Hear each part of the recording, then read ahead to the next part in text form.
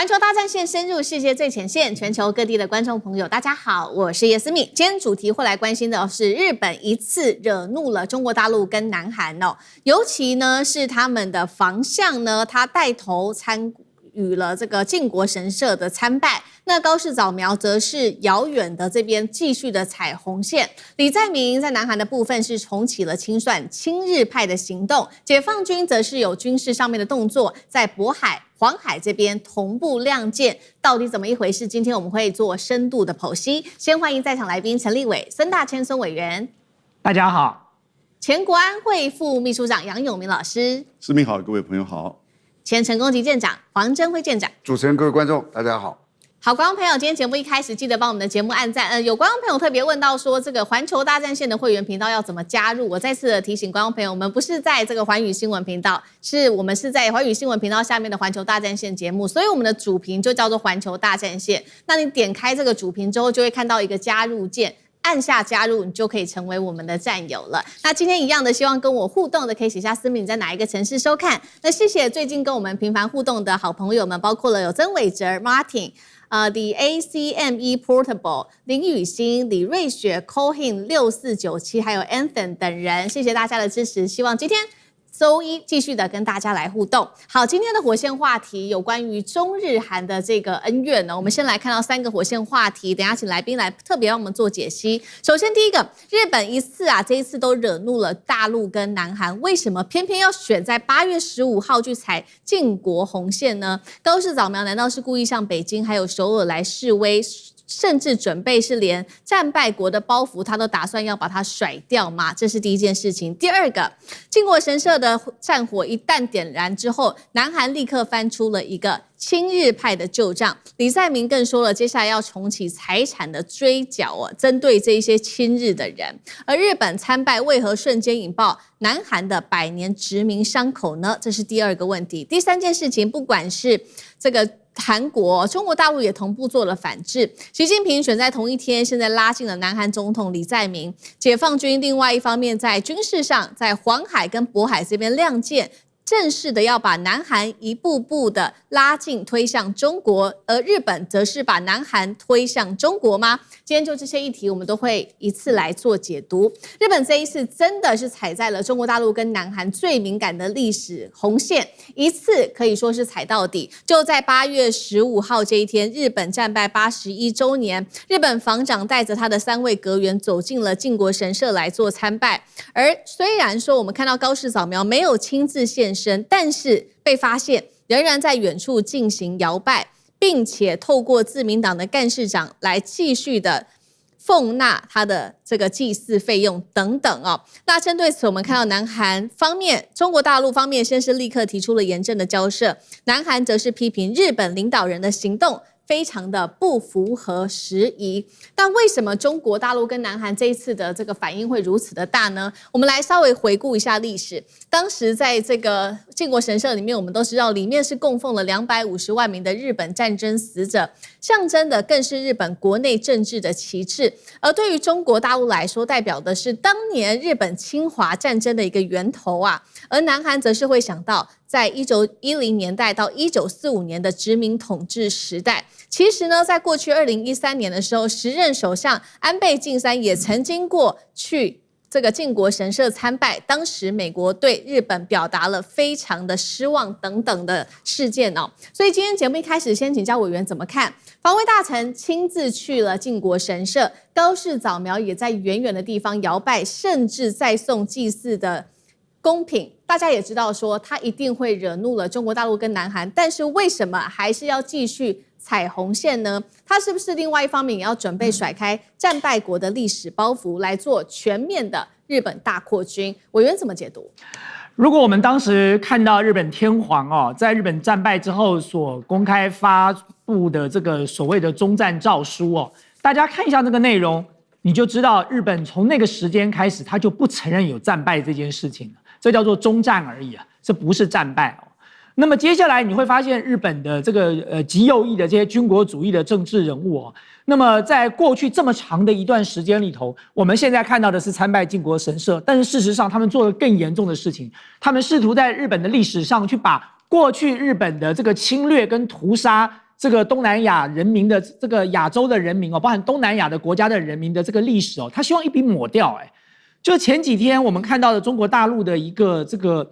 博主哦，他跑到了靖國神社去，他看完了之後，他不是憤怒而已啊，他是震驚跟詫異。就整個靖國神社裡頭的相關的內容，幾乎把日本當時一個侵略者的角色做了一個完整的美化的動作。那麼接下來日本的下一代，日本的孩子去受這個特殊的教育，去做跟歷史完全背離的這個內容哦。然後你到了靖國神社去學習的時候，你看到的也是經過美化的整個的這個過程。所以基本上日本現在就試圖要把過去那個噁心丟臉的侵略歷史哦，希望徹底的把它抹掉。那麼這是日本現在這個讓大家覺得最憤怒而且不能夠接受的事情哦。那你更不用提到說，現在日本的這個極右翼的這個軍國主義的這些政治人物紛紛上台了。我們不是要反日，我們也不是反所有日本的政治人物。我說過，日本的人民並不見得都支持高市早苗，或者是這個日本右翼的這些政客軍國主義抬頭的做法，他們並不見得支持。大家看一下，過去這麼長一段時間，日本的年輕人開始來抗議了，日本的地方的議會開始表達了他們的這個憂慮，跟表達了他們的反彈。所以高市早苗所代表的這個日本右翼的軍國主義的勢力，並不見得可以代表全日本哦。那麼包含在過去這麼長一段時間，日本仍然有很多的這個前首相哦，是針對當年日本這個侵略的歷史表達過反省跟道歉的。譬如說最有名的就是村山富市了，當時他的村山談話哦，然後包含了像菅直人，包含了像石破茂，包含了像細川護熙，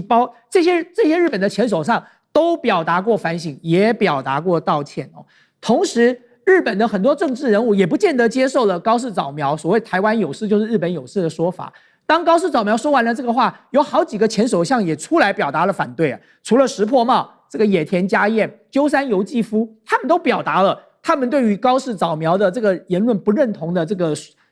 態度哦。但是我要強調的問題是，今天日本人當時在侵華，包含侵略亞洲，甚至荼毒整個東南亞，是造成了大量的民眾的傷亡啊。光是講中國就好了，中國人民怎麼能不恨當時的日本軍國主義呢？在那一場侵華8年的戰爭裡頭，我們傷亡了3500萬人。各位，日本當時有沒有3500萬人，我都懷疑了。我們中國傷亡了3500萬人，光是死亡的就超過2000萬人。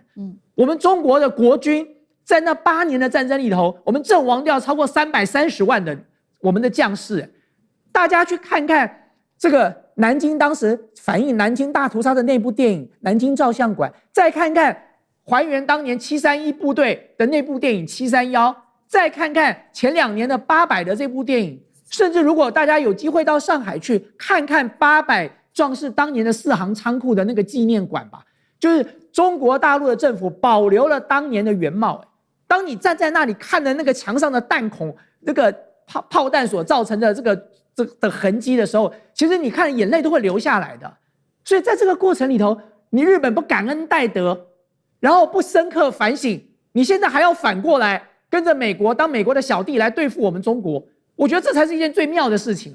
中國大陸當年不管是國民党或者是共產黨，我們是高抬貴手的放過你們日本了，所以你們日本才有今天。如果當年我們不要放過你們，你們今天沒有這樣的日子可以過。所以日本的這些右翼的政治人物現在還可以恬不知恥去做出這樣的動作，那麼你最後所招致的怒火不只是來自於中國，包含了東南亞，包含了亞洲的國家，哪一個國家沒有被日本屠殺過啊？哪一個國家沒有被日本侵略過？日本如果真的要踩這個紅線繼續玩下去，那麼最終所有的後果，日本人民就要來承擔了。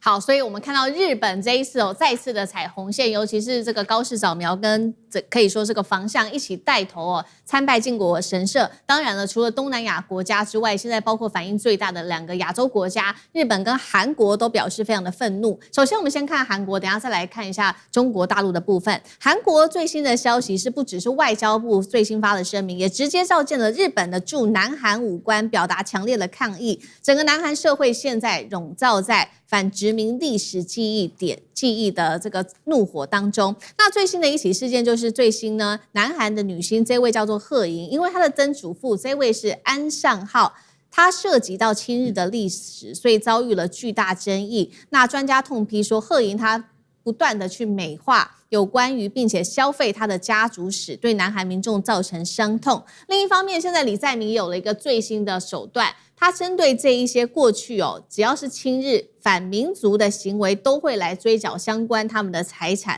那12月3號開始就會生效了。再加上我們剛剛說嘛，這樣子的一個氣氛在南韓內部蔓延，所以還包括了這個獨島啊，還有這個慰安婦、強徵勞工等等的議題，讓南韓100年的殖民傷口再次的被掀開。現在的問題是說，那接下來南韓跟日本之間的安全合作會不會因此被拖垮呢？那楊老師又怎麼看？6月1號的時候，小泉金次郎和韓國的國防部長見面，在談日韓之間的安全防衛合作。到了6月15號，他們還有更進一步的溝通。現在開始看起來小泉純一郎到了靖國神社的參拜，以防衛大臣的身份，雖然是個人前往，但是沒有什麼差別。所以韓國當天就召集了在韓國的日本的武官，表達強烈的抗議。韓國的外交部怎麼說呢？韓國外交部的聲明說，很遺憾的是，高市早苗內閣跟自民黨的幾位高層對於過度美化戰爭的罪行，還有呢核是戰犯的靖國神社提供這個祭品以及前往參拜，造成呢就遺忘歷史，違背時代潮流，展現出對於過去歷史的反省的這種錯誤。其實這都是韓國的，就是整個外交部聲明當中所提到的啊。因此這裡面幾個重點，第一個，靖國神社代表的是什麼？它不是單純的只是像一般的就是所謂英烈祠或者是軍人公墓，因為它在1978年10月之後有大概1000多個，裡面有14位甲級戰犯，中間東條英機是在1948年10月經過東京法庭審判之後呢，當在10月份的時候判以絞刑處死，所以他是因為戰爭罪發動戰爭罪處死。剛才委員講到，這個戰爭是很長一段期間，不只是2次大戰那個8年，事實上整個從對就是甲午戰爭到整個佔領朝鮮半島，到偽滿洲國的成立，以及對整個中國東南亞太平洋發動的戰爭，今天連川普都講了3次的珍珠港偷襲，而高市還不滿意，跟川普吵架。所以你可以想想看，他的這種要去採取對歷史的修正主義到了怎麼的地步？24年前，高市早苗那個時候眾議員的身份上了一個朝日電視台的一個節目，面對主持人的詢問，你對於2次大戰時期亞洲戰爭，你覺得是一個什麼樣的戰爭？他說那是一個自衛的戰爭，那是為了維護日本安全的戰爭，當場遭受到主持人的駁斥。也就是偽滿洲國，他從最早的偽滿洲國成立就是一個侵略戰爭。當時的以及到現在為止，你去問日本的 AI， 他會告訴你怎麼樣的內容，也很清楚。可是呢，現在你看到的是，他面對這一次的這整個靖國神社的這個參拜，我個人認為，這已經開啟了一個轉捩點，一個什麼轉捩點？東亞對抗，東亞動盪的開始。各位你看看，8月13號的時候，普丁到了南千島群島，對，高市發表言論說，絕對不可以接受。你戰爭之後的土地，你還要回來。然後呢，你跟北韓也在對高市的軍事化強加批判。現在日韓之間，我看大概也走不下去。中日之間更嚴重，而中俄跟整個日本之間的對立也很嚴重。然後呢，領土的問題，從釣魚台不只是北方四島釣魚台到台灣有事，然後呢，他還介入到南海。日本現在整個的改變，是代表這是一個戰略而言，對他們而言哦，只是這個靖國神社作為他一個整體的意識形態的整個表達。那尤其是因為他最近的民調不好，因為經濟不好，因為賑災形象變差，因為治理能力不行，所以他要靠這個世界再去鞏固他的支持者。接下來會不會再推非核三原則，甚至修憲？所以我覺得你現在造成的就是整個亞洲國家被迫的被你喚醒了。我們的上一代、上上代集體的悲哀跟就是痛苦。那這是一個民族的傳承，集體尊嚴的意識的延續。那這個時候，當然有人還去標榜在那個時段，受益受惠於日本的殖民，那當然是孰可忍孰不可忍了。當然，現在你說台日韓甚至中日之間，民間也好，各方面的交流，甚至經貿都是非常密切的。對，現在政治上並沒有影響到這個層面，可是接下來會不會有衝擊到這個相關的這些互動？我覺得其實都會畫一個問號。因為最後簡單一句話，整個東亞的安全斷層，我剛剛談到的，從領土到日俄，到中日，到北韓跟日本，到台灣海峽，到南韓，都因為這個事件，然後呢，整個開始交疊在一起。不過背後都有美國的影子，在暗助明助，而日本作為副警長代理人，開始在攪動東亞的秩序。好，所以我們看到整體的東亞現在看起來更動盪了，尤其是這個第一島鏈的這個地方哦。剛剛也在看說，日韓的安全未來會不會因此這樣子的一個合作會不會被拖垮？但是另外一方面可以確定的事情是，日本是不是已經把南韓給推向中國大陸這一邊了呢？因為我們也要來看到一個最新很有趣的一個現象。8月15號這一天，不是剛剛說了嘛？日本高層去參拜靖國神社，結果呢，在同一天，中國大陸的國家主席習近平對李在明發出了賀電，表示好。對他示好，他說呢，中韓是重要的鄰國跟合作夥伴，等於現在是不是告訴南韓說，確實我們在歷史的問題上面，中國大陸跟南韓的態度是一致的。軍事上面也對日本發出了警告。最新消息是8月16號的下午4點開始，接下來大陸呢會在渤海跟黃海這邊執行軍事任務，整整2個星期的時間都不會讓任何的水域可以任何的這些水域可以讓這些船舶在這邊做進入啊。那另外一方面，這個水域之所以重要，就是因為它往東邊跟南邊就是日本和東海了。這一波是不是北京對東京做的一個最新的警告呢？那另外就是有關於這個南韓的態度了，是不是日本等於把南韓直接給推向了中國？縣長怎麼看？日本無需把南韓推向中國。如果你們了解南韓到底是多麼的叫做仇日的話，因為我以前讀山西大學，我們同學有一個是韓國人，那他在這裡，我們一起打網球，我就跟他常聊，我才發覺韓國人恨日本人恨到我完全無法想象的地步，他們仇日的態度遠超過中國。為什麼呢？他被殖民35年，他在這35年的殖民期間有700-800萬的韓國人被日本人做這種免費的奴工，這中間有67萬到80萬的人抓到日本去做奴工啊，然後慰安婦有8萬到20萬人，這是日本在殖民時代的。那這個也就算了，你知道日本人在韓國有多麼的壞？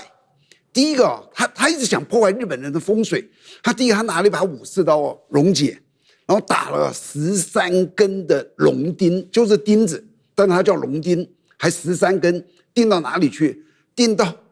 韓國的皇宮，我就是破壞你韓國。然後還有一個，他做了365根，你看365年啊，365根叫做血針，打在哪裡呢？他們的整個朝鮮有一個叫做白頭山，這是韓國人所說的，這是我們的龍脈。他就在這整個山裡面找風水師去看，這裡我給你釘幾根，那裡我給你釘幾根，釘下去你根本就找不到它，然後就打斷你韓國的整個的龍脈。然後1985年的時候，首爾那裡有個叫北漢山，有一個人登山一不小心貼個東西，摸用，就是龍釘，有22根，叫做血針。所有韓國一直到今天，他不管在這個叫做白頭山在哪裡發現了，全國實況轉播，把那個釘拔起來，你就知道他們有多麼的恨他。那至於你說這個演習黃海渤海其實是窩在這個韓國跟中國這裡面，我想它就是一個演習。不還是軍事行動，他不是說演習。那我覺得對日本的還是次要的。但是我實在要講一個東西啊，大家不知道有沒有仔細想過，日本到底是什麼樣的民族？它是一個島國，他打了中國，他打了俄羅斯，他打了美國，哎，都是他先打。哎，我有時候覺得好奇怪，你島國你怎麼敢盡挑這種世界大國去打？你說打中國算了，因為中國那時候滿清末年很弱。他打俄羅斯跟打美國都是两個國家很強大的時候，而且他還有一個很奇怪的邏輯，他為什麼打？你知道？他認為哦，你將來有一天一定會打我，所以我趁你還沒有準備好，我先打你，日俄戰爭就是這樣，因為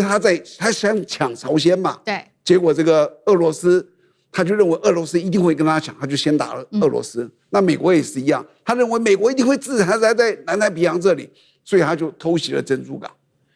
我現在發覺日本人的問題哦，他不是不知道別人有多大，而是不知道他自己有多小。我實在搞不懂日本人你們去打這個全世界這種大陸國做什麼？好，謝謝艦長。那我們休息一下，馬上回來。觀眾朋友們，我們要開會員頻道啦！因應呢美中、中東還有印太的亂局，你看到的是新聞，我們看到的是背後誰在操控這個世界。加入會員可以取得獨家視角的通行證，你將優先取得更深的觀點判讀，包括了核心真相分析、歷史脈絡拆解、局勢推演邏輯。同時解鎖會員勳章、優先互動權、問題解析、幕後花絮，支持我們制作高品質的影片。點擊下方的加入鍵，一起成為戰友吧！我們會員頻道見。